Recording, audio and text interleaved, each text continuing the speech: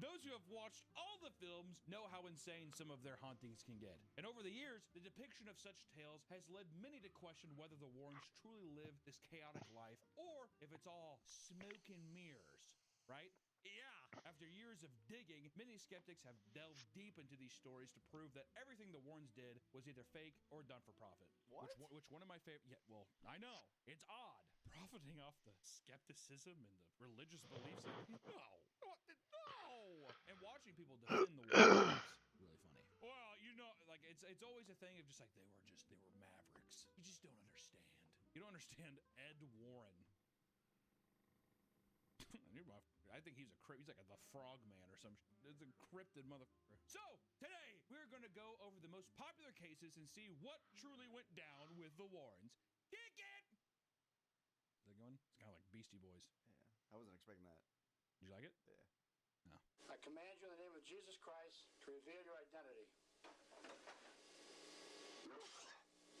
Good. But before we dig too deep into the skeptic rabbit hole, we need to learn about how the Warrens began their ghost hunting career. Ed and Lorraine Warren met in 1944 at the age of 16. Ed was 46 and Lorraine was 12. No, they were both 16. You have to give Ed a little credit there. How many times have you heard that about a popular guy? In the 40s? You'd expect, I would legitimately thought Ed was like, I'm 48 and she's 11. Yeah, that's what I was thinking too. Exactly. She's a psychic. Yeah, okay. I mean, just pick her up and I mean, that's just what happened. All right. Lorraine was a full believer in the supernatural and had supposedly possessed clairvoyant powers since she was young. I'm going to just repeat that one more time. She's had clairvoyant powers since she was young. While Ed was a skeptical, self-proclaimed demonologist. Perfect pair. Yeah. Also, I love the idea of a skeptic demonologist. I don't believe in this, but I put all my thought and energy into it. I think all this shit is like wacky, kooky, but seriously, that's my entire life's work. But that's how you get people to believe you. That's, you have to have the skeptic there. I doubt it's that, right? And she's like, trying to talk to the dead or something. Well, that's the thing. It's kind of like X-Files. Do you think they're based, Scully and Mueller are based on? I think it kind of a little bit of everybody's based off of Ed and Lorraine. I think they are that infamous. You have to have the skeptic with the believer. Because the people who watch this shit believe. The thing that people like is watching the skeptic get turned. That's how you do it. You know what I mean? Ed and Lorraine, smart about it. Smart. Horrible liars. Smart people, though. After getting married, Ed would attend Yale's art school, hoping to start a career. He had dropped out only 2 years later. Wondering what to do next, the couple decided to combine their interest, and shortly after Ed dropped out, they founded the New England Society for Psychic Research and began ghost hunting. I like how we kind of presented that like, if you become a failed painter, you just become a ghost hunter. According to their foundation, the Warrens spent their lives investigating more than 10,000 cases of the paranormal. As staggering as that number is, it's easy to see how they amassed this many cases given their unique methods. The Warrens would travel around to places rumored to be haunted and park outside the home, and from there, Ed would begin painting the home and make sure to include a ghost or specter somewhere in the painting. So bold. That's weird. Did anyone else notice this? Man, this house, there's a total spooky ghost right there. Did the be painted ghost? Holy my house is haunted. This episode's sponsored by Displate. The holidays are here, and if you're looking for the perfect gift for someone, Displate's the best place to start because you can capture all their passions with Displate's unique metal posters. Displate has over 2 million artworks available, ranging from original art and officially licensed designs like Marvel, Elden Ring, Warhammer, and Netflix. And these posters look stunning. The days of boring walls are over with the magic of Displate, and that's not all. One of the best things about Displate is that it's tool-free. Displates go up easy thanks to their magnet mounting system, which means no holes and no frustration, and your walls will be happier for it. All you got to do is find a place to mount your Displate and stick on the magnets. Magnets makes it easy to swap out artwork whenever you want. Now Displate has custom Displates where you can turn any image into a premium metal poster in order of minutes, like this one.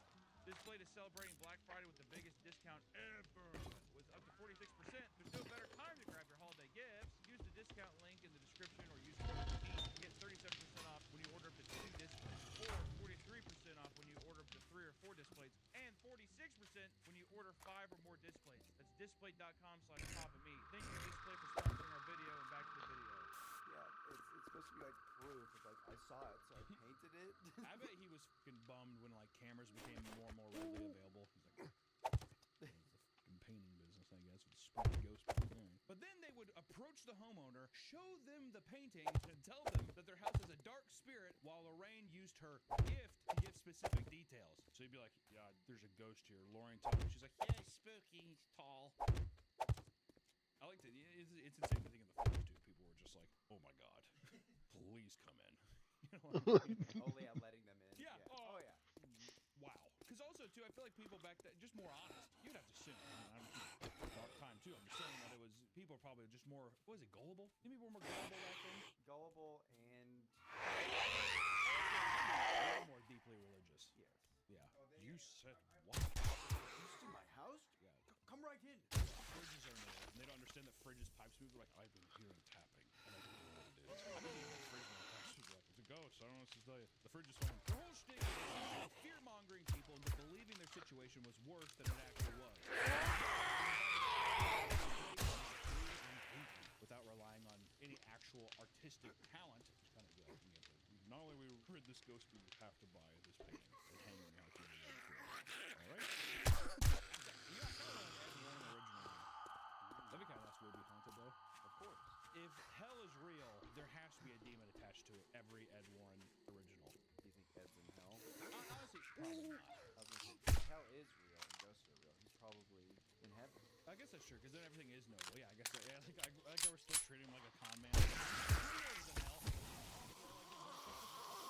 Once inside the home, Ed would document everything while Lorraine walked around the home, spots and identifying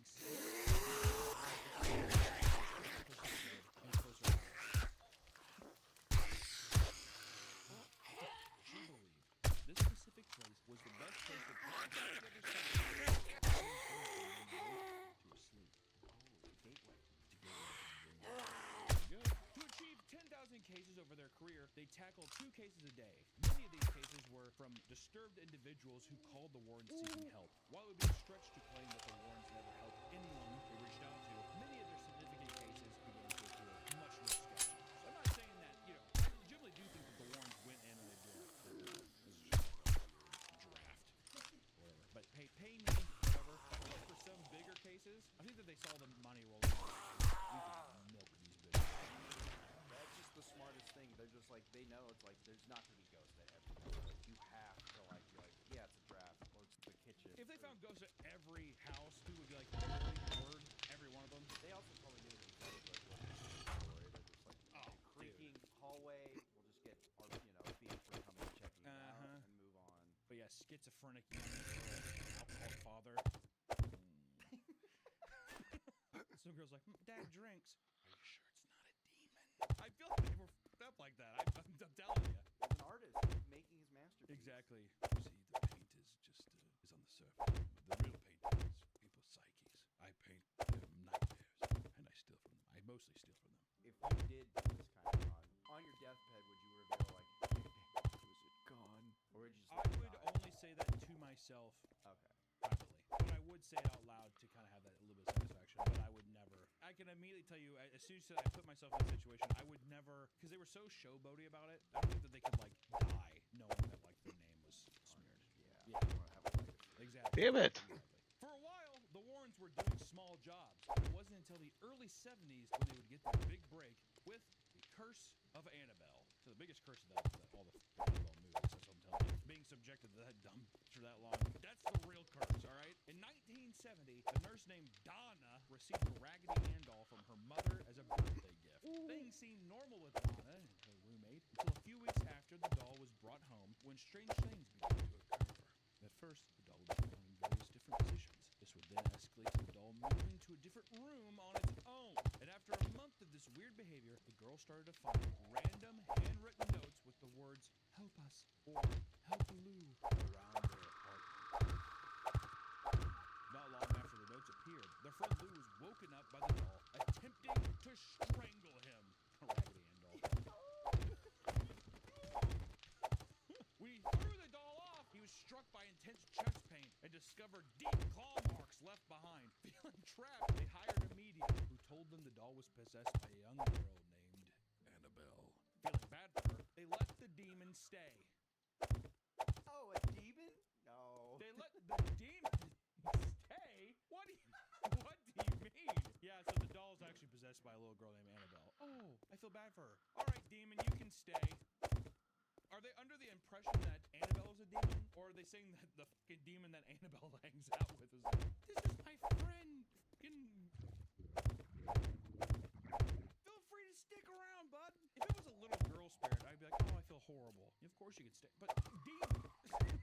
This is such a jump, and things only got worse and worse. Yeah, causing the local priest, Father Cook, to contact the Warrens, and after inspecting the doll, they said it was not possessed, but in fact manipulated by an inhumane force. So what I think actually happened is, she's like, oh my god, I feel bad for you, little girl, you can stay. And of course, you know, like the demon takes off its wig and its little dress, and it's like, I'm actually a fucking demon. I think is what happened. Yes. After their investigation, Father Cook performed an exorcism, and the Warrens took the doll home. The Warrens claimed the doll caused them to swerve and almost crash during the trip. Couldn't be Ed's alcoholism. That's actually so great to think Ed's like trash. Can you believe little doll just almost made me wreck? Lorraine's just like blacked out in the next scene over.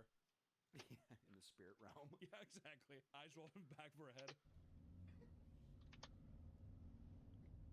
Better have a couple before she gets back.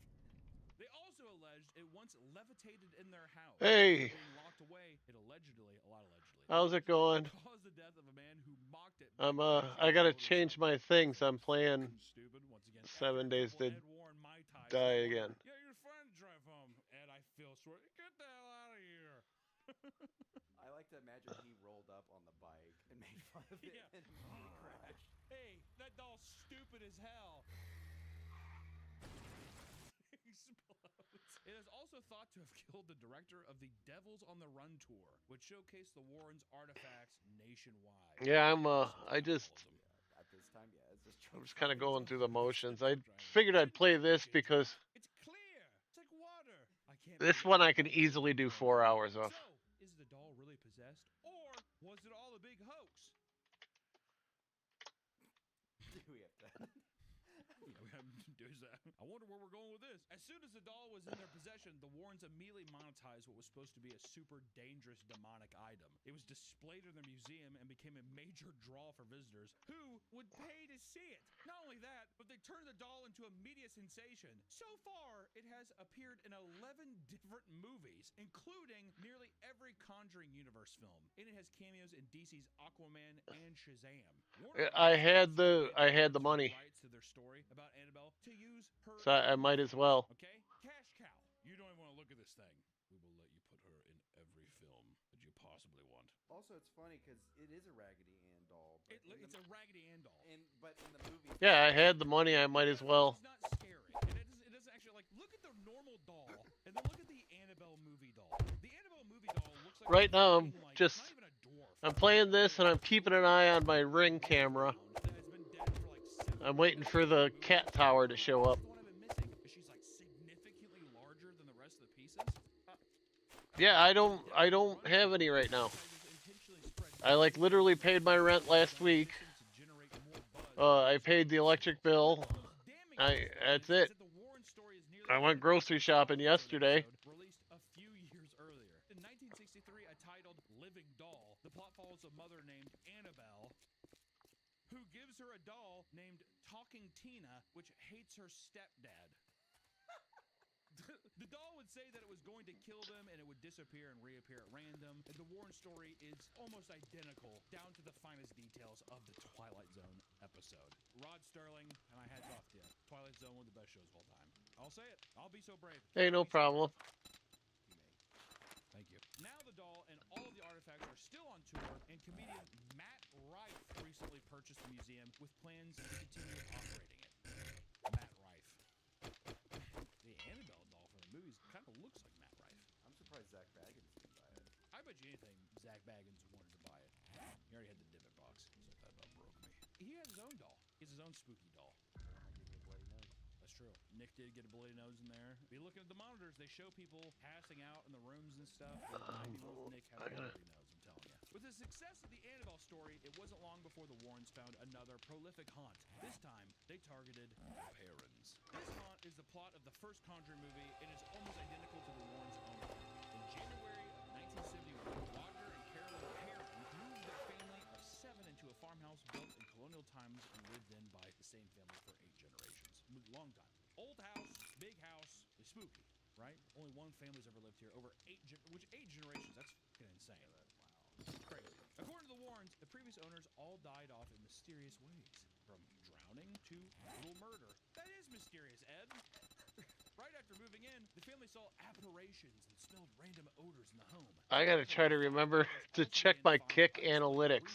I want to know if all these bots are counting Yeah, the dad. towards views. If you tell anybody, I'll fucking kill you. I don't know how it happened. It was definitely that. It's 1971. What do you I think hope the so, Forest because Service do? Kick's analytics are way crazier than Twitch's. That's all that happened. Just like in the movie, the dog is found murder outside, and things get thrown around at the home. Sometime in the mid-70s, the Warrens show up and proclaim the house to be possessed by a witch named Bathsheba.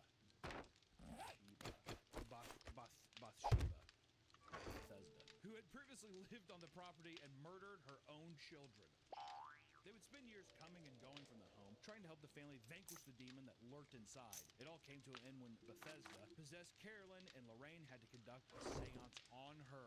During the ritual, Carolyn's daughters reported the chair... Well, I mean, there is a lot of bots coming in. I mean, you can see them on my screen coming in from Kick. But if it counts towards my analytics, that's not a bad thing. Andrea Perrin, the youngest daughter, was none too pleased. She completely dismantled all the Warrens' legitimacy through multiple interviews. According to Andrea, the Warrens just showed up out of nowhere and started investigating after hearing a rumor that the house might be haunted. I like to think they woke up one morning, the dad was like, Ed's like down there cooking bacon. You're up. Imagine this man waiting for you in the kitchen cooking bacon. Hey, early bird gets the worm, huh? She distinctly remembered that all of the insane ghost activity only started when the Warrens showed up and... Hey, you don't have to. But...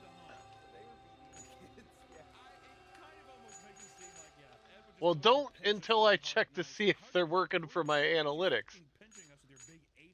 If I'm benefiting from them, I don't want to ban them. She also remembered the night of the seance going completely differently. According to Andrea, the Warrens couldn't even fully conduct the seance because her father, a massive skeptic, disliked what they were doing to his wife. So he kicked the couple out and told them to never come back, fearing that their work was damaging to his wife's mental health. Fair. So it sounds like they... Aren't you scared right now? Lorraine, this rope tied around her neck. Yeah, you guys need to leave. Okay. Yeah, like, Make sure my campfire's going good. And cause like mass hysteria in the wife. They probably freaked everyone the out. I mean, imagine someone coming out of nowhere and being like, yeah, you didn't realize that a witch killed a bunch of people here, right? And that's why you not hear that? They're probably gaslighting. Oh my god, did you guys hear that? No. Oh, it happened again. That was, if I was a kid, I'd be freaked out. That. Once the Warrens were gone, they lived there without any issue and eventually moved out. For obvious reasons, these details didn't quite make it in the film. Yeah. Show a clip from the movie. That didn't happen. I know it's obvious, but you have to say it out there. And I know that there's going to be people in this video, in this conversation, that are going to be like, how do you know? What if it was like that? What if the dad was upset? What if he was possessed while he was talking about this? I think they could have brought this up. Or like, they've been around a haunted doll for 10 years. Maybe they did bring a demon in. I don't know. Lorraine Warren was also involved in the production, likely to make sure that her version of the event was depicted. Gotta make them look good. That's insane too. Do you think that you have to be beautiful to be because Patrick Wilson and I forgot who the actor is. Alright, my base is pretty tight. God, significantly better looking. Could you just not have like two fucking... That's the thing.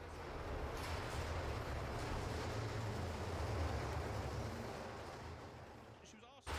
Fit the movie. Patrick Wilson come in and be like, I don't know.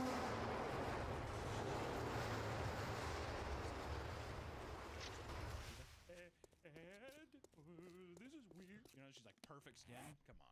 I don't believe it. Alright, I gotta go. Nice to meet you, man. Yeah, this shit's haunted. I need to get more iron.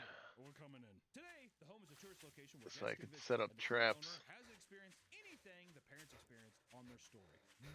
It's because it's happy. Oh yeah, They purged it. Yeah. Come on. A few years later, the Warrens would be thrust again into the media because of the Amityville case. We've covered the story behind this home before in one of our previous videos. And in short, a man murdered his entire family in their sleep in 1973. You know, fun, casual stuff. The Lutz family moves in a year later and encounters green slime, sudden cold spots, and a mysterious voice urging them to leave. They move out after only 28 days of living in the home, and the Warrens wasted no time bringing the media to the home. Nah, that's the Amityville story. That's all a big hoax. Crews to investigate and record the home. Inside, they found a ton of evidence of the news. And shortly after the Warrens left the home, and created a movie that grossed over $86 million. No big deal. And now the Amityville horror franchise has 25 movies and is one of the most marketed and well-known ghost stories out of all of them, right? I mean, out of all the ghost stories, it's like everybody fucking knows that stupid-ass house with those dumb-ass windows. They look cool. I'm bummed at the end of Amityville 3 episode. Show the guy popping out of the sewer.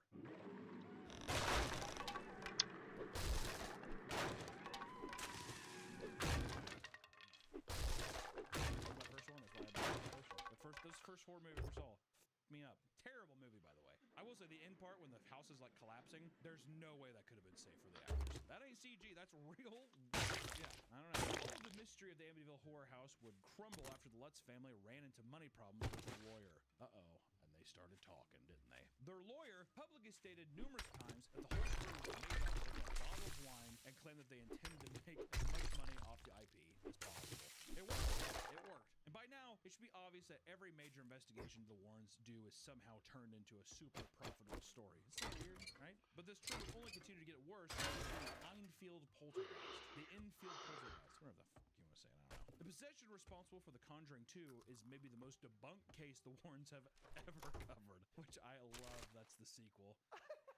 That one's like, oh, this is a good one. Like, yeah, the story that has been debunked the most is so good. It all started in a small town in London, England, where Peggy Hodgson began hearing loud noises in her daughter's room. She would run over to find the dresser moving by itself.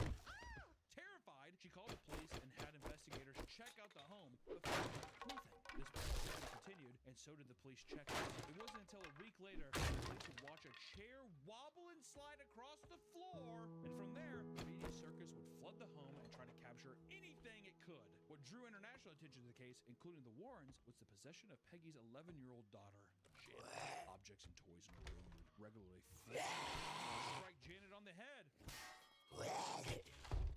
She even claimed that her curtains wrapped around her neck and tried Scottish there.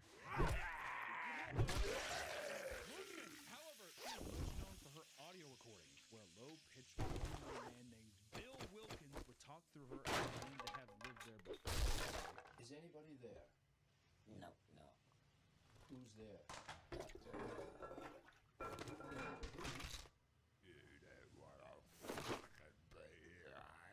Janet, why are you talking like that? The debunking of the story begins with the Warrens' visit to the Infield home. Guy Lyon Playfair, a paranormal investigator who had spent days with the family, said that Ed and Lorraine showed up at the home for only one day.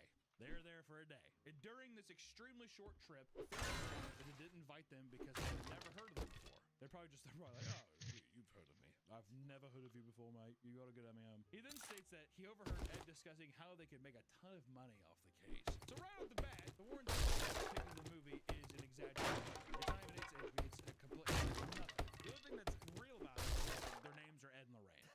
Okay? Even with the Warrens barely being involved, they still took the story back to the United States and lied about a ton of the details of the case. However, the countless interviews of Janet talking in a low-pitched voice were debunked by professional ventriloquists as a basic trick. The photo of Janet being levitated off her own bed, which was another famous piece of evidence, has also been debunked. The photos clearly showed her legs tucked under her body, demonstrating that she simply jumped off the bed before the photo was taken. Other clues that prove the haunting was faked include hidden cameras and catching Janet bending spoons and slamming a broomstick on the ceiling. There's also the interview with both Janet and her sister Margaret, where both the girls admit that the whole thing was faked, and the interview went as follows. How does it feel to be haunted by a poltergeist?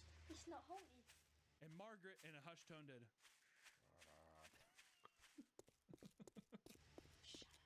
Why isn't it haunted? I don't know. Does it frighten you? The things that happen to you? Who would have thought? The criminologist, art school dropout, and medium people. No. We'll have to do a video ranking all the Conjuring movies. We've done it with Saw, Final Destination, Paranormal Activity. We've done a lot of them. The Conjuring would be a good one. If I gotta say this, Ed and Lorraine Warren. Fuck you. Burn in hell. Burn in hell.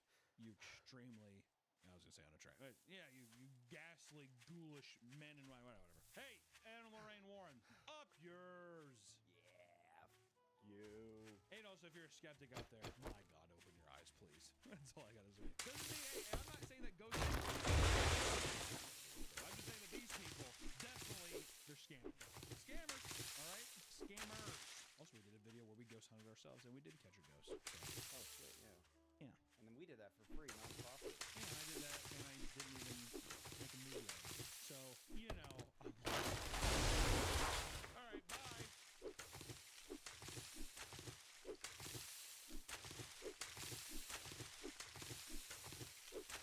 So there is a content creator that I like very much. Let's watch someone who's really nice. So who are we talking about? We're talking about a great content creator, and it's Sydney Watson. Sydney Watson, I've mentioned that a few times. We speak on usually we strategize together when it comes to YouTube algorithm. She's hilarious. She's really fun. And she made a video called "They Are Making Dating Impossible."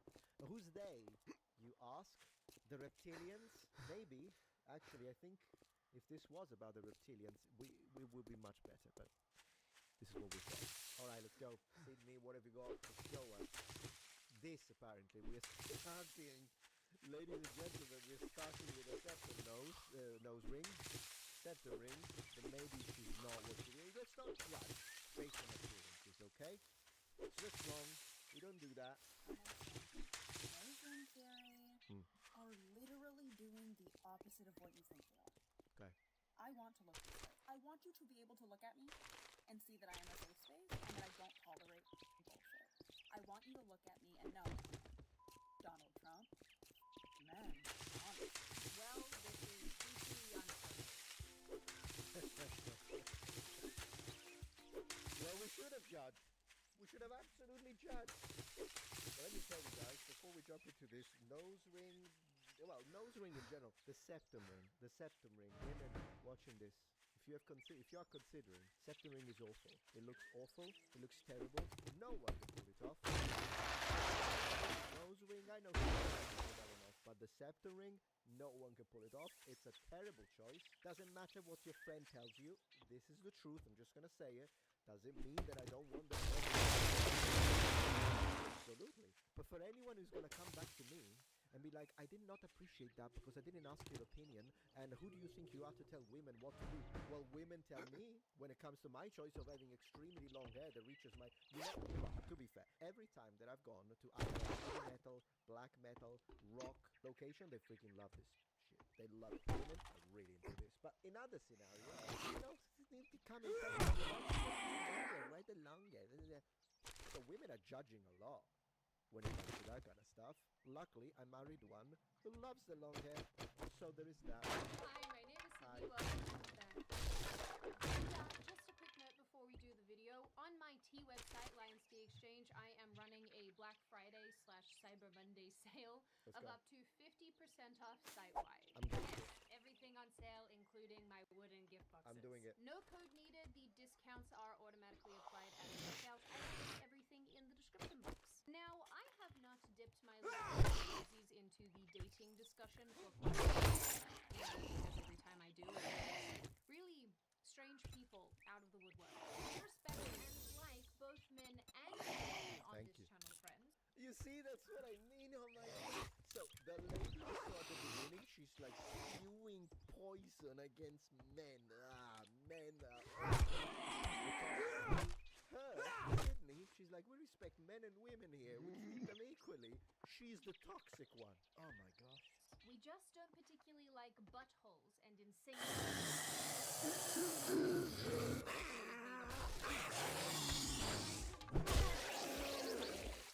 Snap your little. I wish that was more. I love that we're starting this video with me threatening all of you like some sort of mafia boss. You know what? Rather than. Let the mafia, John. I promise that you're to protect you. And you do this to me.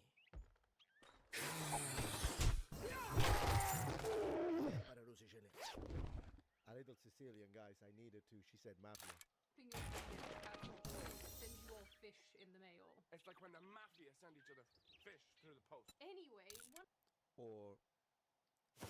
excuses. I'm not gonna comment further. One of my dear darling friends sent me this video to laugh at, but rather than finding it very funny, it just made me incredibly sad for everybody still in the dating world. I'm sure you've probably seen that person that does like messages their Tinder matches first with like the most diabolical, just random shit. I do this too. It's one of my favorite hobbies. So every week I'm going to be making one of these episodes and showing you the things I've said to potential mates. I won't lie, and maybe I'm alone in this, I think it's a little weird to go out of your way to traumatize men on the internet for views. The lads are simply trying to find someone to love as well. But more importantly, who is intentionally matching with this person on dating apps? Do you have some sort of humiliation fetish? What is going on here? Here's one of my first ones from this week. You ever ate a hot dog backwards? I feel like this is a great way to open a conversation because like there's no wrong answer, you know? Now this one I think is fucking hilarious. Do you think bugs would choose to work a 9 to 5 if they had better health insurance? God knows I would. I'm not really sure what the theme is with the hot dogs today. Do you think leftists tried not to be funny on purpose, or do you think it just happens that way? So because I like myself, I went and looked up this girl's TikTok. She calls herself Bunny, like an eye. All of this is checking out so far. I wonder if the what is it called? The Feels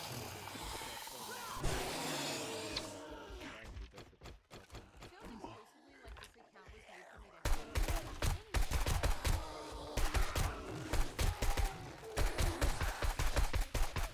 She was banned from Tinder. Asking weird questions about hot dogs. Just a thought. You see, I got banned on the dating app Bumble for impersonating myself. You got banned because you drew anorexic caterpillars on your face. Anyway, apparently women like our friend Bunny. I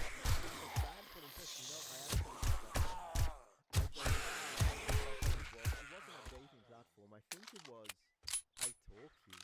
So I this is many years ago. Okay, hello, my name is whatever the heck. I have a YouTube channel, but if you want to speak languages, I'm more than happy to do that. And then someone started like going really hot. They're like, I'm gonna report you. I'm gonna report you. You're impersonating. I know him. He has a YouTube channel. It's not you. I'm like, well, I know him. It's me. So like, yeah, I'm not impersonating anything. So he reported me, and the platform blocked it. And they're like, you need to demonstrate it's you. And it's like, it's me. It's me. What do you want from me? It's me. So that happened to me. It's insane. It happened to her. Also, Sydney Watson got banned, perma-banned on. So let's go and support her. She's lovely. Dating a lot harder than it needs to be. And during my travels of the internet, I came to find out that it's apparently more of a feature of modern dating, not a bug. And because of women who look and act this way, it's given rise to the term septum ring theory, or nose ring theory.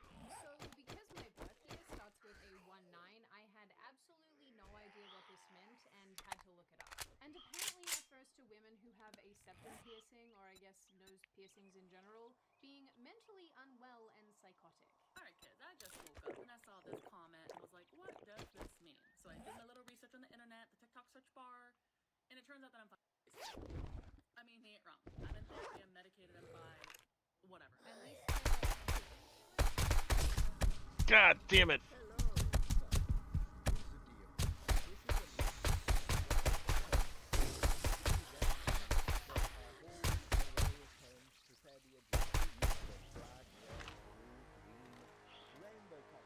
Maybe not rainbow color, but here it is. So I got the pen, and what I'm gonna do, if you subscribe right now, tomorrow, not in a year, I'm gonna sign this for you. Look, oh no, I'm not joking. When I do what I say. I'm signing it right. Metatron. Ha! I did it. Signed. For you, Metatron. You subscribed yet? What do you mean how? I never said anything. Some notes, because you said it was a sign. But don't twist my word. I'm not a liar. I said I would sign it for you, and I did. You subscribed. It's the end of the deal. Fantastic. Good deal, by the way. You got a great deal. Fantastic deal. I'll say so myself. Hoi. Just started calling this like, oh, nose ring theory.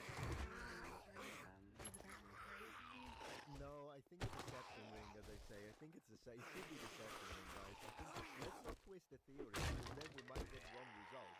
It's the septum rings. Essentially, with this so-called theory, Theory. their whole personalities are unhinged, crazy, and basically it's just a way to discredit, denounce, and No, it's not a way to denounce and degrade women. I have nothing against women. With that being said, I do think that the septum theory is just telling you this one specifically is an insane progressive, like one of those crazy ones. To be honest, I think for the most part, not every rule was exception. Comments saying are literally doing the opposite of what No, they're not. I want to look this way. I want to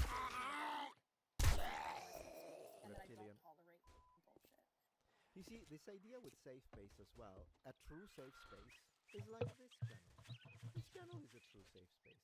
Because how many times have I said, as long as you're a decent person and you're not toxic, I don't care about your personal politics. You can be centrist, you can be right-wing, you can be left-wing, or should I say fellow right-wing, you can be left-wing, you can be atheist, I'm a Christian, you can be whatever the heck. As long as you're not an awful person, I have no problems with you. I do, however, have problems with people that laugh at the death of Charlie Kirk and people like her. So this is a safe space. Yours, however, is not a safe space. Yours is a magnet for the insanity that is happening on certain spheres of the, shall we call it the radical left? I don't know what term I have to use, because I'm not even talking about the like you can be far left onto economic policy and still not be a radical, if you know what I mean. I'm just trying to be precise with, because apparently people complain about the terminology that I use. I think it's quite obvious the type of person I'm referring to when I say radical left, but whatever. I want you to look at me and know, Please. Donald Trump, It works. man, It worked. honestly. Honestly.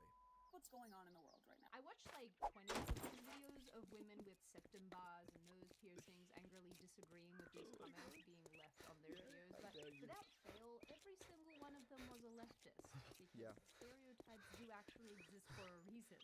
It actually annoys me a lot because when I was an emo teenager, everybody cool Me had too. a septum piercing, and all of us wanted one because they were a real sign of being in the alt community, like the actual alt community, not whatever it is today, whatever the kids are doing today. Now, the only people who look like this are people who have daddy issues so hard they think the government should parent them. I think it's absolutely hilarious that Trumpers are just now realizing that people who have different views than them have nose rings. Like, yeah, bud.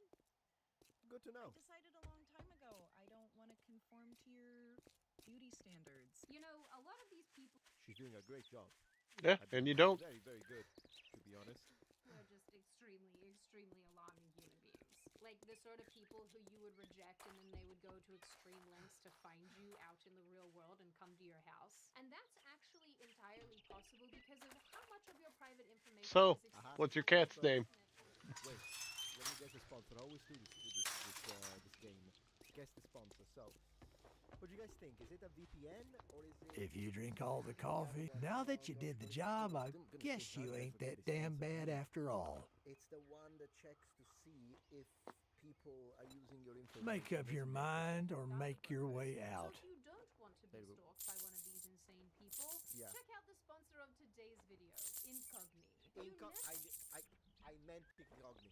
I know I said just shut up. I know I said it started with a D because I got confused with Displate. By the way, Displate, could you please sponsor me as well? I think A that's sale is a great. squeal. But Look no, here, it was boys. this. We got ourselves a real-life hero.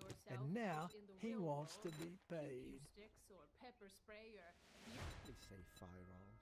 Oh, look who's tired. Get moving, jackass. This don't pay by the hour. Australian friend who lives in America. Before anyone says, why does she bother with American politics? She lives in America. Let's tell our friend that pew pew is a no. Boomstick is fine. Firearm. your giant guns that you make in the gym. Okay, your giant guns. I mean yours, not mine. So why wouldn't you protect yourself online as well? When identity theft is so prevalent and scammers are running wild. Americans, unfortunately, know all about getting spam calls and texts. There are even those incredibly upsetting videos where scammers will go ahead and clone your voice and then call your loved ones. And this disgusting practice is happening because, unfortunately, your information is out there on the web, on data broker websites, ready to be purchased by whoever. I know. It's alarming. I care so much about everybody having privacy on the internet, which is why I work with Incogni, which is why they sponsor this video, and which is why I hope that you will go ahead and download them once I'm done talking. On my profile here, you can see Incogni has had over 1,000 entries about me removed from the internet. And it was straightforward to make this happen. I made an account, I gave Incogni the right to work for me, and they set about smacking down data brokers on my behalf. At first, it was really scary seeing how much of my information Incogni has taken offline, but I'm actually really grateful for it because all too often we hear these horror stories about criminals using data broker websites to steal their victims' information and then use their social security number, their addresses, their names. She does such a better job than I do. Recently taken this all a step further with their custom removals, and this basically just lets you submit web pages that you find yourself for Incogni to battle on your behalf. It's important to know that there are a lot of companies that claim to do what Incogni does, but Incogni has actually been independently verified by Deloitte, meaning they're the real deal. So now is the time to take your data back with Incogni, especially if you're worried about data brokers like I am. So click the link in the description or go to incogni.com/Sydney. Click the link. And don't forget to use code Sydney to get 60% off Incogni's annual plans. What's becoming increasingly clear, and is probably obvious to a bunch of you, is that there is a huge schism that has developed between men and women. And this same group of women who go out of their way to let you know that they hate men, that they don't need men, that men are terrible, horrible demon creatures, are simultaneously quite confused why they're having so much trouble finding a man to date. More specifically of the liberal variety. This video is for my girlies who are in relationships with liberal men. More specifically, people that are just like super down with like human rights, women's rights, don't support genocide, aren't transphobic, aren't homophobic, aren't racist, type shit, you know? I'm curious. What about if the guy is anti-white though? Is that okay? Curious where you found them, and if you think there's any left. Don't get me wrong, super happy that you like got your hands on one. It's kind of giving like ultra rare, like 24 karat gold Labubu type shit. Like that's super awesome. Just curious if you think there's any left and where you would direct a single one to find them. Honey, they don't exist. If you did, you're getting paid. Jokes aside, there's actually this humorous trend on social media where these women once again are asking not only where the liberal men are, but where are the liberal men who behave like conservative men? See, I'll tell you exactly, but yeah, that's a very good point. But I want to say, the reason why you can't find the liberal men is because they have transitioned into women. Do you want to know one of the saddest realizations I recently had? Was that as a liberal woman, it is really hard to find a man who is willing to play the more traditional masculine role in the relationship in today's day and age. What? Oh my god. So you want a liberal man who is against the traditional values and gender roles, but he needs to follow the gender roles, pay your mortgage, provide for you, so you can stay home and be a trad wife? I'm confused. Oh, this is beautiful. Man, where does she find Sydney? If you watch this, where do you find this? Where do you find this? Traditional values. Who is not a conservative? A man who wants to pay on the first date, who wants to open your door, who has that want and desire to take care of you and to provide. Who is not a conservative? They're wearing dresses. Videos like this are so surreal to me, and it's very hard to put into words why, but I'm going to try.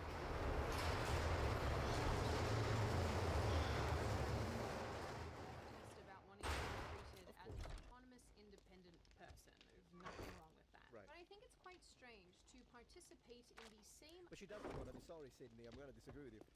You're great still. But she doesn't want to be seen as an autonomous, independent person if she wants the guy to pay for her. I mean, what screams independence more than, don't worry, brother. Don't worry, Michael. I'll pay for it. F gender roles. I'm going to pay for everything. I'm going to pay for rent. You just be home in the kitchen. Ideology that has browbeaten men for decades, insisted that chivalry and sort of traditional values are a tool of the patriarchy, and then turn around when you're ready and say, no, I want it now. Okay, I personally don't think that treating women, particularly particularly She's with right. respect and decency and kindness and blah blah blah, should be a left-wing or right-wing thing, just like I don't think that treating men with decency and kindness and love should be a particularly left-wing or right-wing thing. Yeah, and in a good society. That's why I say I like hanging out with decent people. People that don't say, I hate all men, for instance. Because first we just notice people that don't say, I hate white people. People that don't say, I hate black people. I like to spend my time with people that are... However, in the context of men acting this way, it's typically conservative, traditional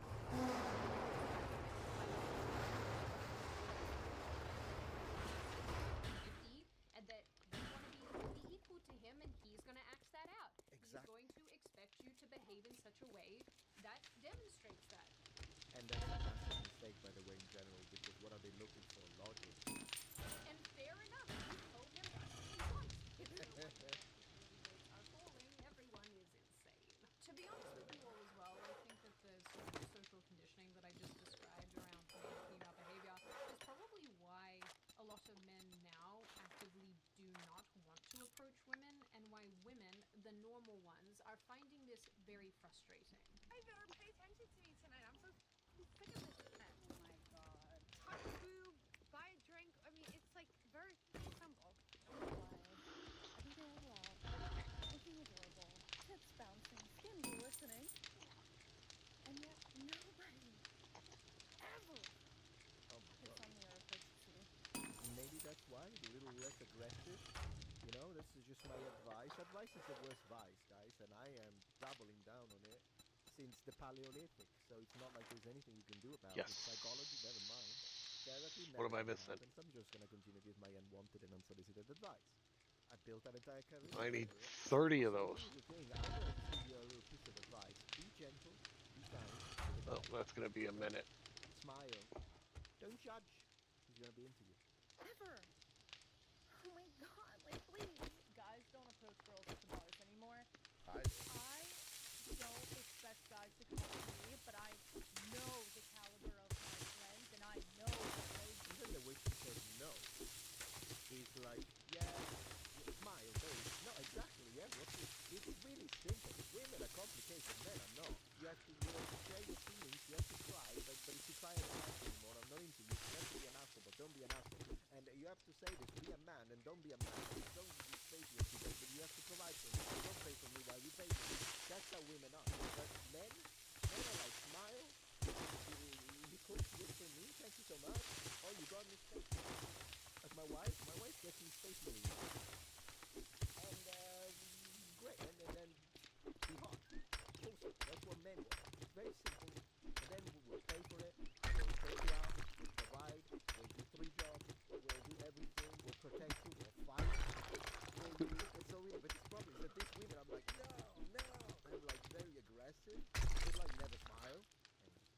And sorry, I'm getting carried away, but I think it's because she did a really good job at like finding all these TikToks. It's like in there, something stunning. If guys aren't going up to them, guys aren't going up to fucking anyone. So I think if you're going up to girls at the bar in the first place, whether you say hi, whether you say can I buy you a drink, whether you use Nick's line, which is a great line by the way, Thank you. I think you have a million times better shot. No. Now she said the no. I'm gonna tell you what the reality is. What she said is, you, whatever the chance, whatever the heck, if you go up to the bar, use the lines and offer a drink, if you are head tight, which is virtually impossible to figure out when you don't know a woman at the bar. Which means 8 times out of 10, she's gonna consider it a form of harassment because she's not into you. You're not her type. She doesn't like you. Maybe she's into men with long hair like me. So you go there with your military card. She's not into you. Sorry. Or maybe she's into men like you, and then someone like me goes to her and she's like, "Do you want to buy me a drink? Who do you think you are? Who do you think you're patriarchy?" I think it's worth pointing out, because it often gets lost in this conversation, that a lot of the women who are now experiencing men withdrawing from them, young men withdrawing, actually had nothing to do with the messaging that caused that reaction in the first place. Yeah. They were little girls when all of this was being so heavily laid on everybody. And now, unfortunately, they're the ones who are being kicked in the head by the messaging that generations beforehand had been, forcing into men.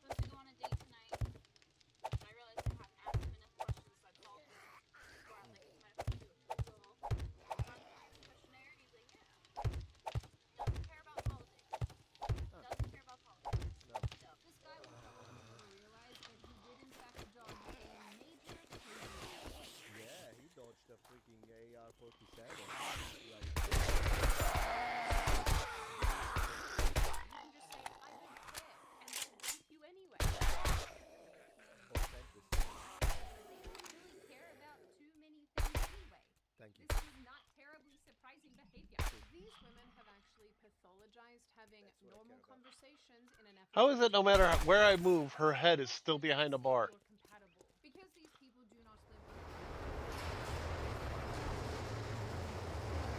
Game cheats. instead decided that questions are only for finding out if someone is empathetic and progressive and whatever. Lord, She's so right, man. She nails it. what helps you guys? Seriously. Imagine having to play progressive 20 questions before you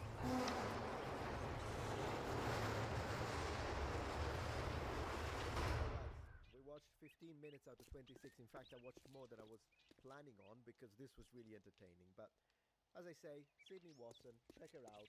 Link in description. Subscribe.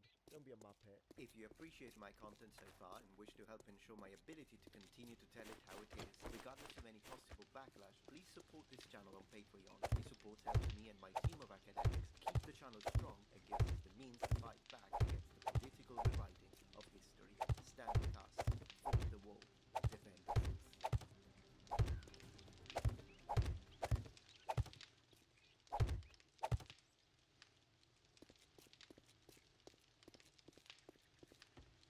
Welcome back to the Papa Me channel. How you doing? How you doing? Come on and sit on down because today we're talking about carnival rides. Or state fair rides. It doesn't really matter. Bad, crazy rides. You know, earlier this year we talked about the horrors of amusement parks. The kind of crazy things that can happen at places that are supposed to bring so much joy. Well, take away all the production value and make it a caravan of nobodies, and by God, you got yourself a carnival. Carnival being full of mystique with freak shows and those elephants that roll on a ball. Those are circuses. That's a circus. With fun games and funnel cakes. No.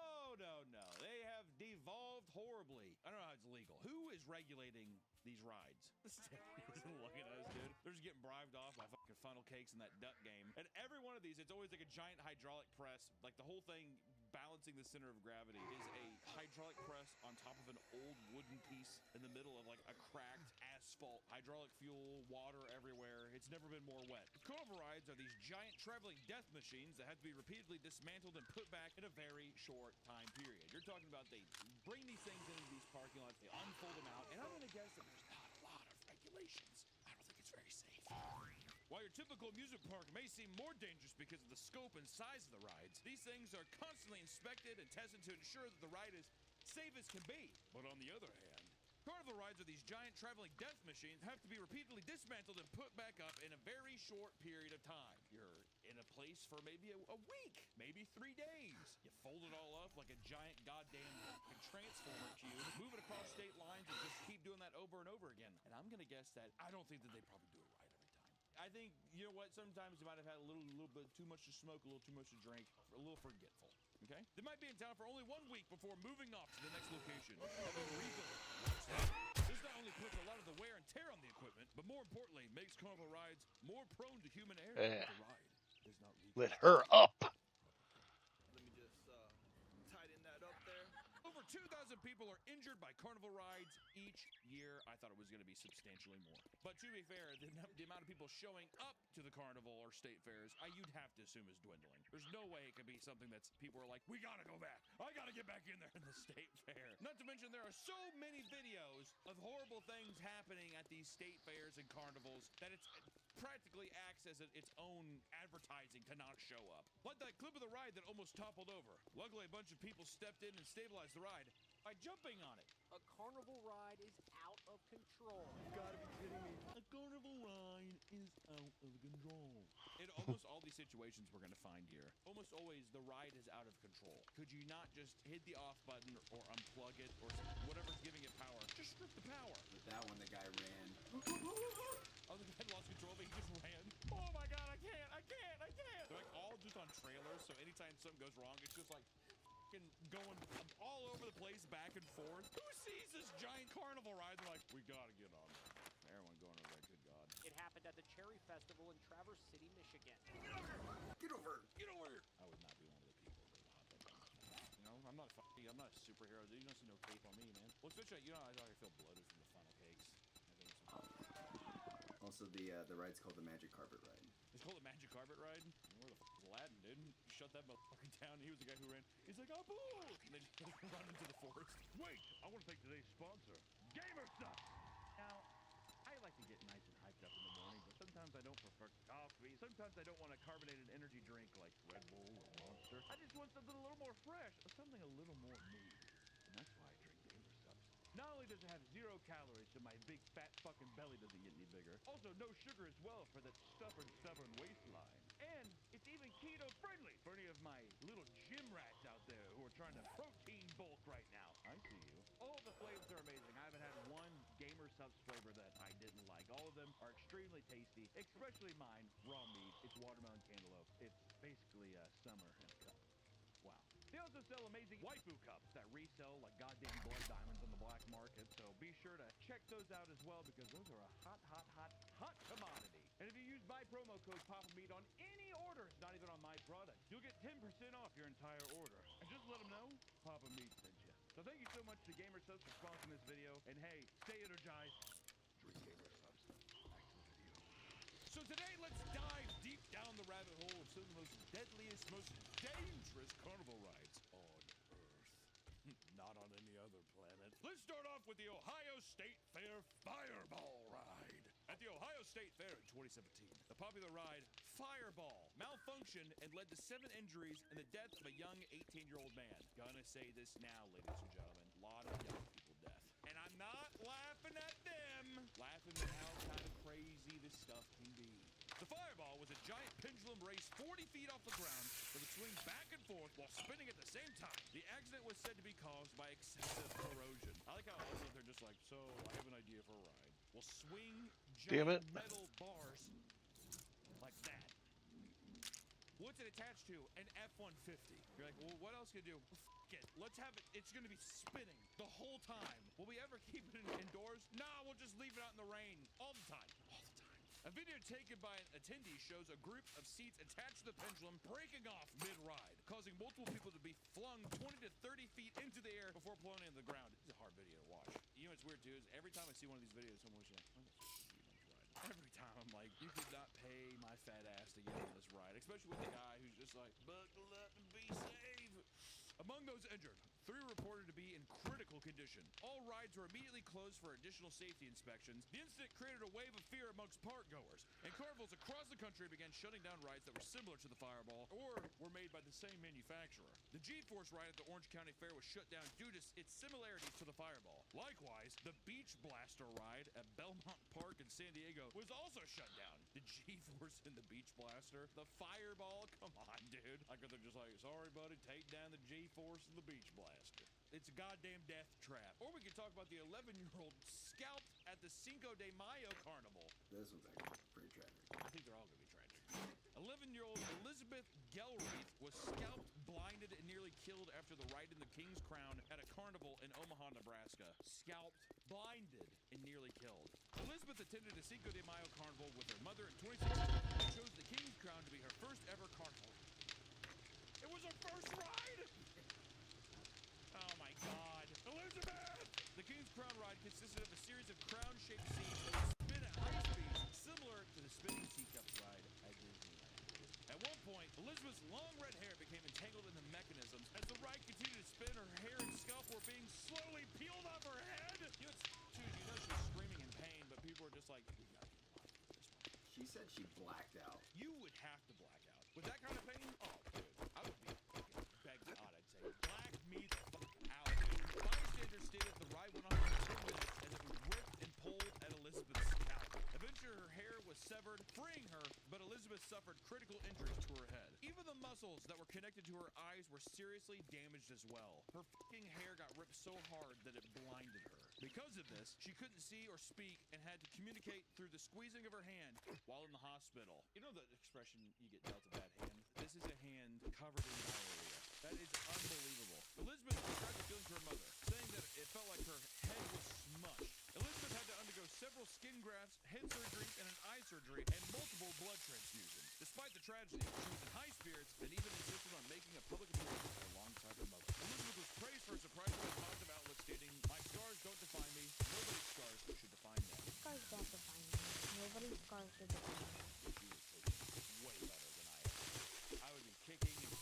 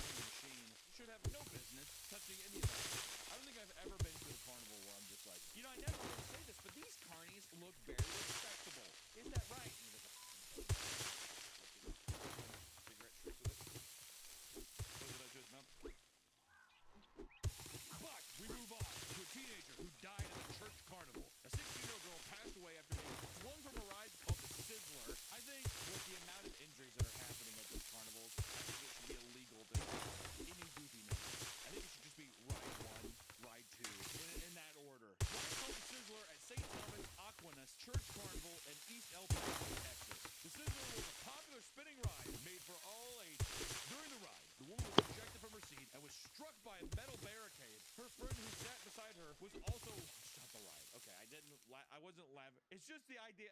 You can't put launched in there without it being cartoonish, okay? That is fucking horrible. Being flung and then just being immediately smashed by a fucking barricade.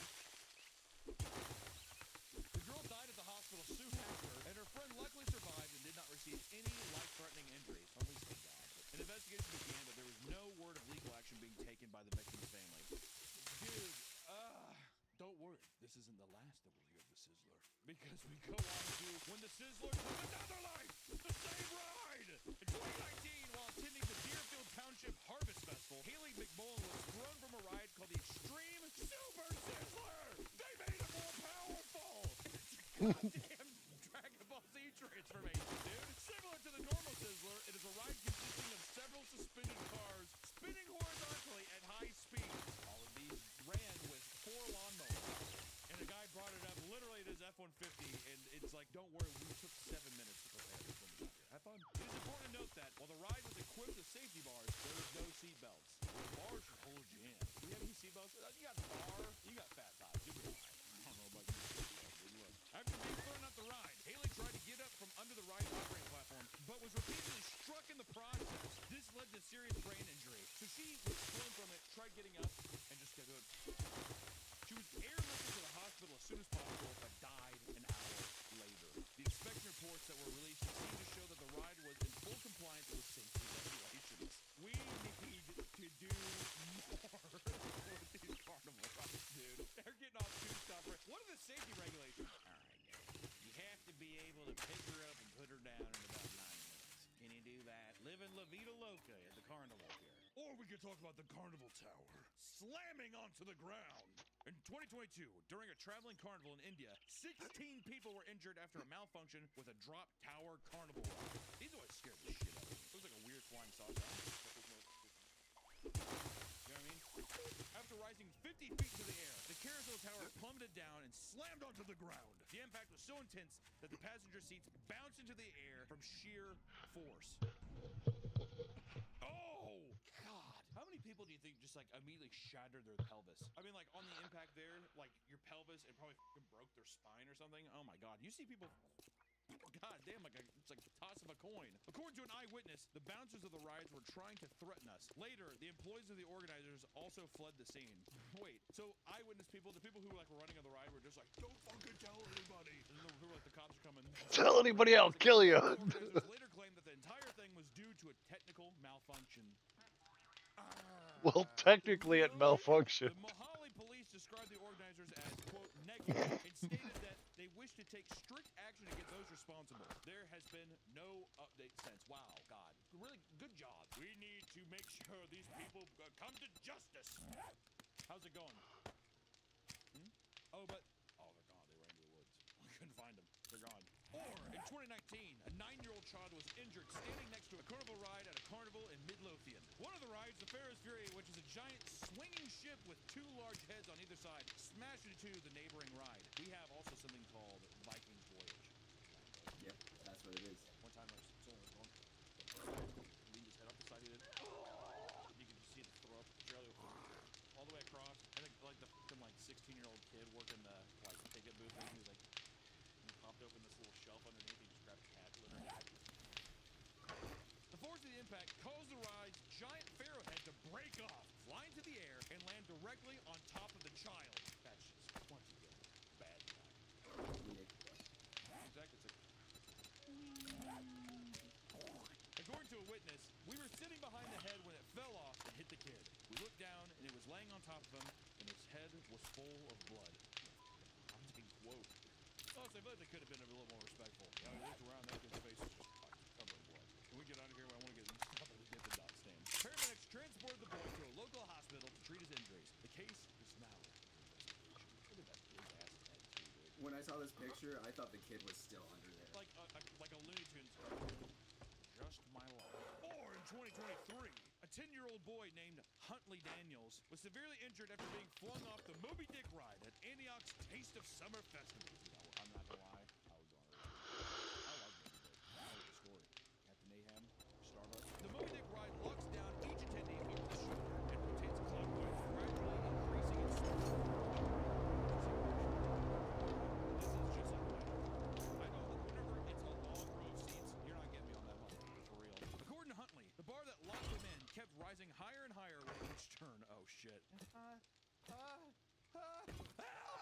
That's the problem with these things, dude. You cannot yell for help. Especially me as a kid. Anytime I was afraid, I was like, Mom! My mom would just laugh. Mom loved seeing me in anguish and peril. After trying to push it back down repeatedly, it eventually came undone, causing Elliot to be catapulted. It's not funny. But it's the verbiage of being like catapulted. He's like, oh, it gets undone. He's just, Huntley was in critical condition after the impact, receiving various facial and jaw fractures. There was significant damage to the bones in his legs as well. He was flown to multiple hospitals throughout the whole ordeal and had to receive surgery. An investigation was conducted to confirm if, quote, the incident resulted from a mechanical failure, operator error, or a combination thereof. No further update has been provided. What do these people do on researching this stuff? On following up on justice? There was an investigation to be had. We're getting down to the bottom of it. In time. A lot of time. It's the Moby Dick ride, dude. If it was like a Disney park ride, I'd be like, well, of course they're gonna throw you through all kinds of loopholes and stuff. Or in 2017, a 13-year-old girl in China passed away after being thrown off the Travel Through Space ride in China.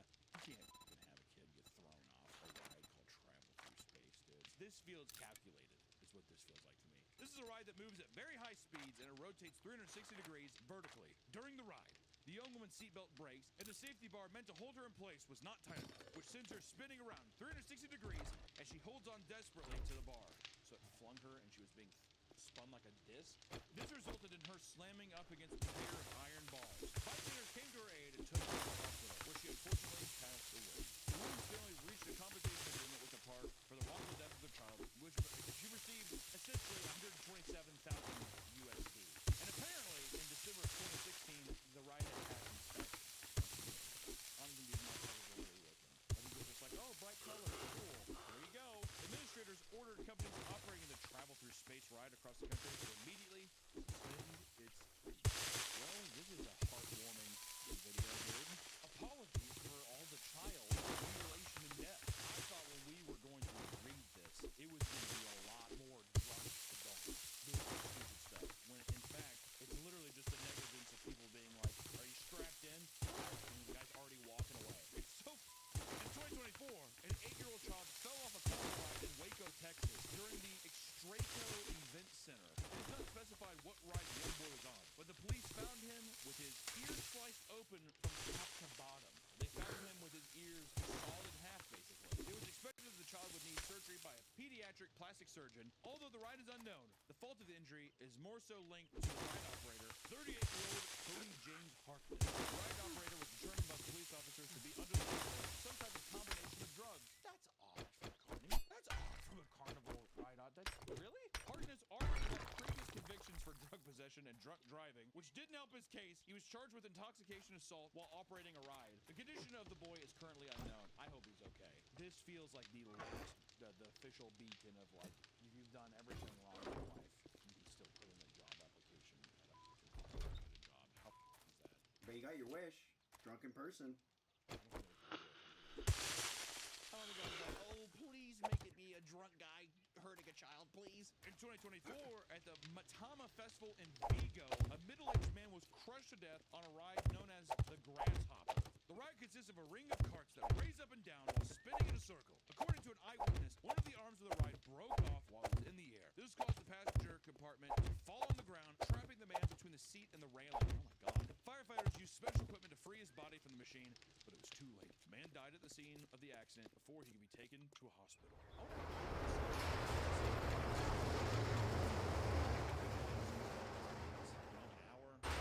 In 2017,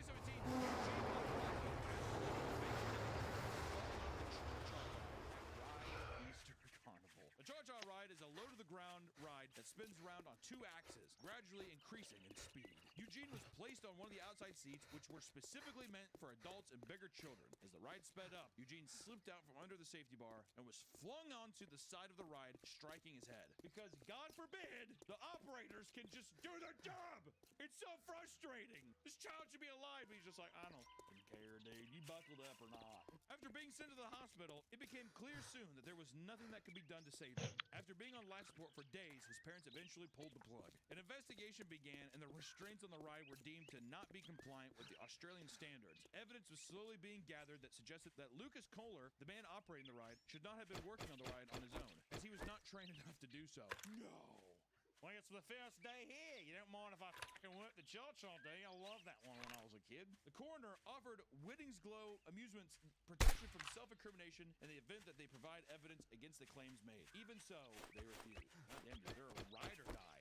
They're a ride or die for Lucas Kohler. They're like, he has worked here for 3 weeks, but Lucas Kohler is the sharpest egg we have. Just like smoking crack in the back corner.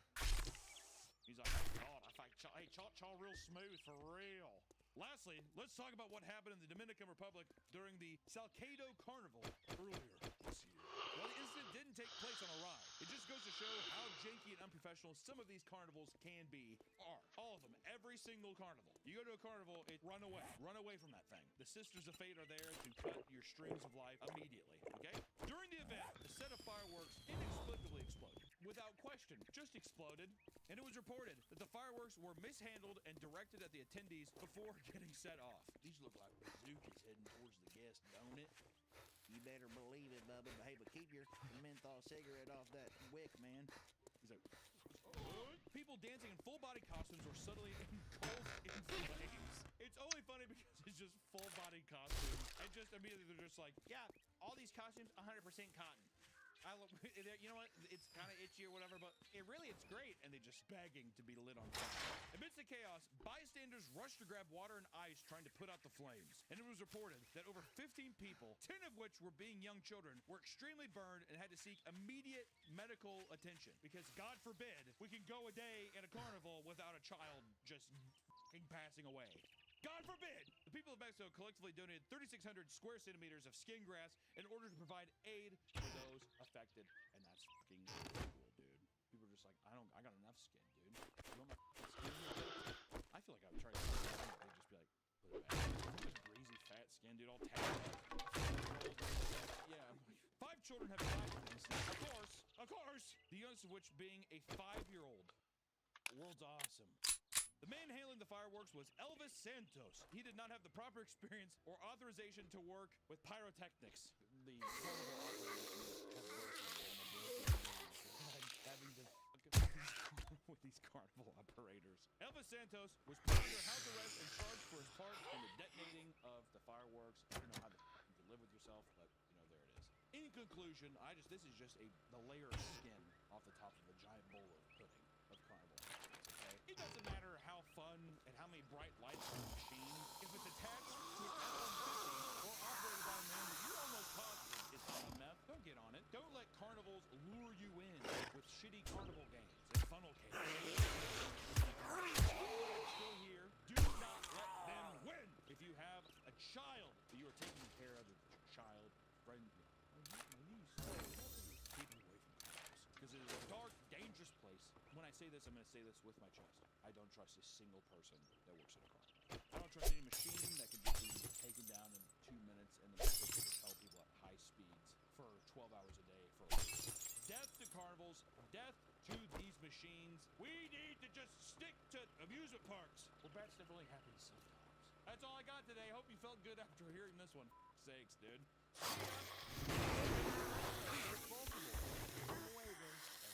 Holding on to dear life.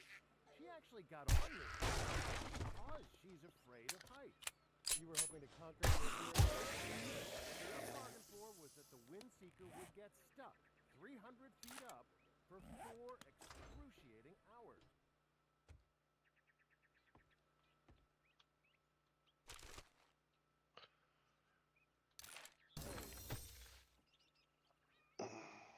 Hooks just whipping past you as you're paddling out into the river.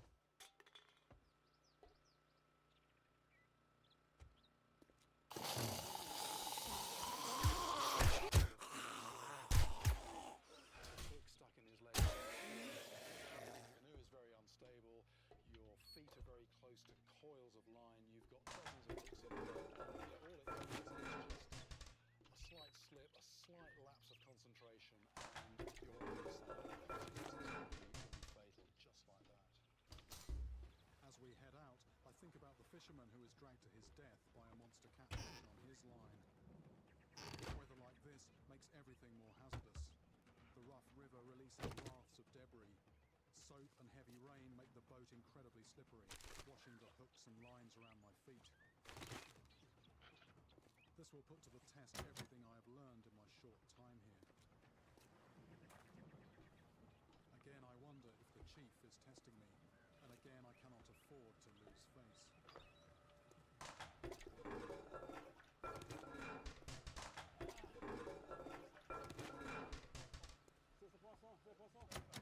The line is tight. It's really hard to undo the knot here, which can mean it's a fish. So I just need to make sure that once I've untied it, I've got a good grip on it. Okay. Clambering over the hooks here.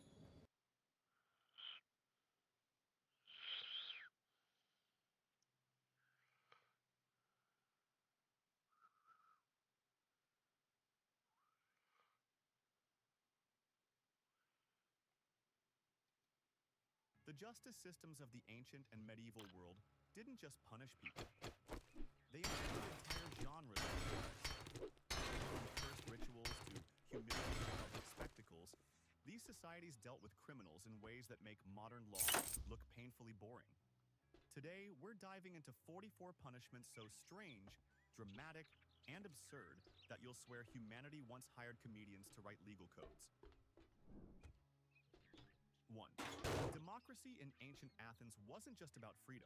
It was actually the world's first and pettiest popularity contest aimed at annoying people. This system was called ostracism, and it is proof that the Greeks loved drama more than actual justice.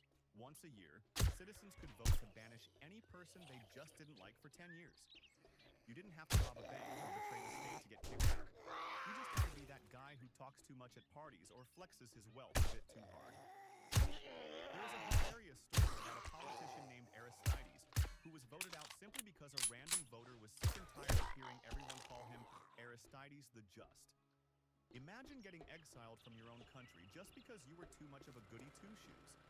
It was essentially the ancient version of getting voted off the island in a reality show, but the consequences involved actual homelessness instead of a spin-off series. 2. While most cultures put criminals in jail, the Spartans preferred to turn them into walking fashion disasters to shame them into oblivion. If a Spartan soldier showed cowardice in battle, they didn't execute him because that was too easy. Instead, they forced him to walk around with half of his beard shaved off while the other half grew wild. It was the mullet of the ancient world, but significantly more embarrassing. To complete the look, these poor guys known as tremblers were legally required to wear cloaks sewn together from colorful mismatched patches of fabric. They looked like sad military clowns. No one would talk to them, give them fire, or marry their sisters. It was a lifetime of passive-aggressive bullying where the state forced you to cosplay as a hobo, just to remind everyone that you ran away that one time. 3. Ancient China developed a punishment that was basically a portable wooden coffee table locked around your neck. It was called the kange, and while it wasn't lethal, it was designed to be the most annoying inconvenience in human history. The device was a massive square board for the criminal's head, and it was so wide that the person couldn't reach their own mouth with their hands. You had to rely on the kindness of strangers or family members to spoon-feed you like a giant helpless baby in the middle of the street.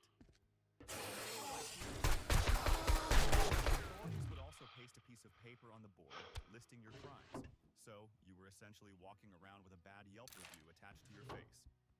It turned everyday activities like sleeping or scratching an itchy nose into an impossible yoga challenge. The Romans invented an old form of cancel culture long before Twitter existed, and they called it damnatio memoriae. If an emperor or a high-ranking official really messed up, they would legally pretend the guy never existed in the first place. It was the most petty level of ghosting imaginable. They would send workers all over the empire to chisel the guy's name off of stone inscriptions, melt down his coins, and smash his statues. They would even recreate family portraits to blur out his face. It was a massive, expensive temper tantrum designed to delete a human being from history. The irony is that by working so hard to say, "Don't look at this guy," they actually made us more curious about him thousands of years later. It's like telling someone not to think of a pink elephant. The Romans just made the elephant invisible. 5. If you think community service is bad, wait until you hear about the Roman punishment called the furca, which essentially turned you into a farm animal. For minor crimes,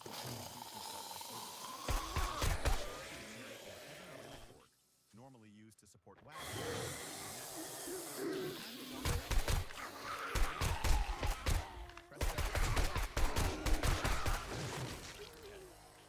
It wasn't just heavy, it was ridiculous looking. You had to parade through the neighborhood while your hands were tied to the ends of the fork, looking like a very confusing piece of agricultural equipment.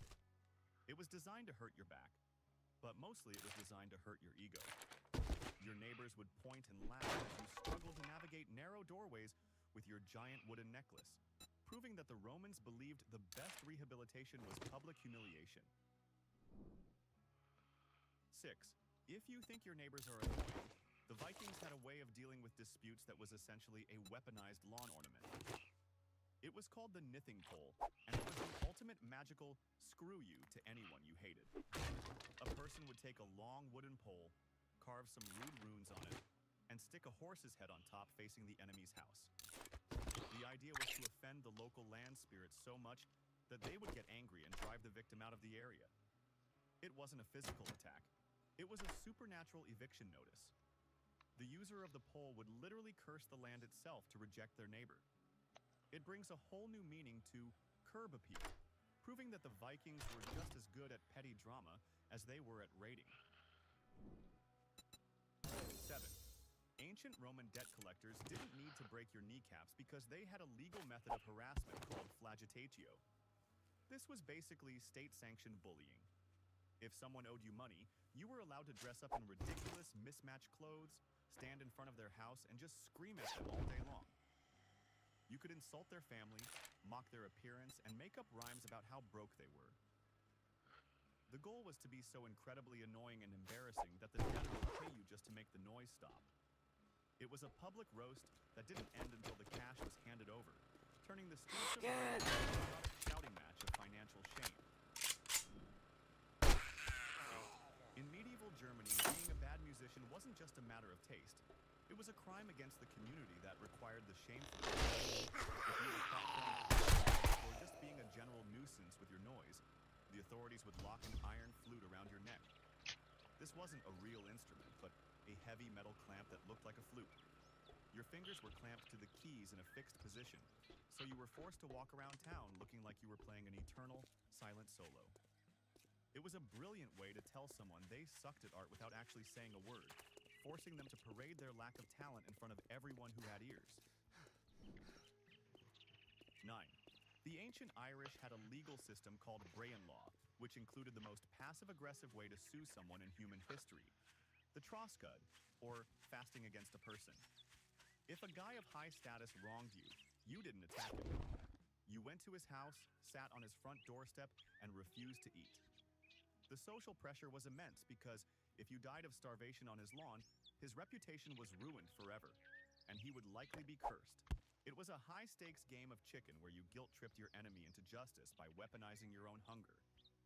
You were essentially saying, "Look what you are making me do," until the guy got so awkward he finally caved in and paid his debts. 10. While we usually associate the Aztecs with scary rituals, they had a surprisingly chill but weirdly specific rule about alcohol. If you were young and got drunk in public, they would shave your head and beat you, effectively grounding you for life. But here is the kicker. If you were over the age of 70, you could drink as much as you wanted. The Aztecs believed that once you hit 70, your blood was getting cold, so you needed the alcohol to warm you up. It was a state-mandated retirement party that never ended. You would have teenagers getting head shaved for sipping a beer, while Grandpa was legally allowed to be wasted 24/7 because it's for his health. 11. England in the 16th and 17th centuries had a punishment for public drunkenness that looked like a prop from a bad cartoon. It was called the drunkard's cloak, but it was actually just a giant wooden beer barrel. The authorities would knock the bottom out of the barrel and cut a hole in the top.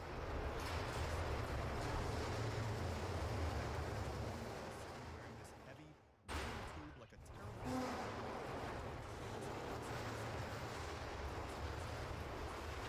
looked absolutely ridiculous waddling down the street. It was a literal walk of shame where the punishment perfectly fit the crime. You loved the barrel so much, now you have to live inside it. 12. Ancient India had a concept of purification that makes a juice cleanse look delicious. If you committed a social offense or broke a caste rule, you might be ordered to consume the panchagavya. This was a holy cocktail made from 5 products of the cow: milk, curd, ghee, urine, and dung. Yes, you had to drink a smoothie made of cow poop to get your social standing back. The idea was that the cow is a sacred animal, so everything that comes out of it is purifying, even the waste products. It was a test of faith and a test of your gag reflex. If you could chug this mixture without throwing up, you were considered clean again, though your breath probably suggested otherwise for weeks. 13. In medieval Europe, if a husband and wife were constantly fighting and disturbing the peace, the neighbors would organize a skimmington ride. This was a chaotic parade where the couple, or actors pretending to be them, were forced to ride a donkey backwards through the village. Facing the tail was the ultimate symbol of humiliation and loss of control. The villagers would bang pots and pans, creating rough music to mock the couple's Alright, hang on, I'll be back in a minute. It was basically the entire town coming together to say, "You guys are too loud and your marriage is a joke.